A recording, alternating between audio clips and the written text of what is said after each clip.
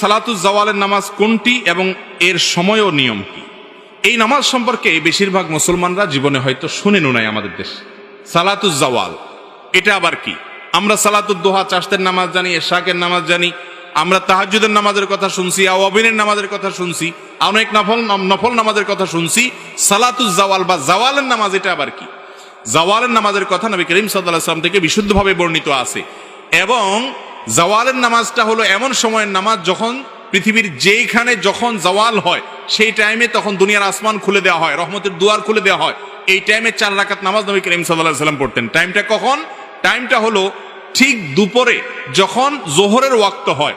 জোহরের ওয়াক্ত ধরেন কথার কথা 12টা এত মিনিটে, আপনি ক্যালেন্ডার দেখবেন এই যখন আপনার জোহরের ওয়াক্ত হবে, ওয়াক্ত হওয়ার সাথে সাথে জাওয়ালের নামাজের টাইম শুরু। এই টাইম থেকে নিয়ে 4 রাকাত নামাজ আপনি পড়বেন। অনেক উলামা ইকরাম বলেছেন জোহরের আগে যে 4 রাকাত সুন্নত ওইটাই জাওয়ালের নামাজ। আবার অনেকে বলেছেন যে ওইটা ছাড়া আলাদা 4 রাকাত। এটা হলো জোহরের ওয়াক্ত শুরু হয়েছে এখান থেকে নিয়ে জোহরের আগের যে সুন্নত তার আগে 4 রাকাত নামাজ।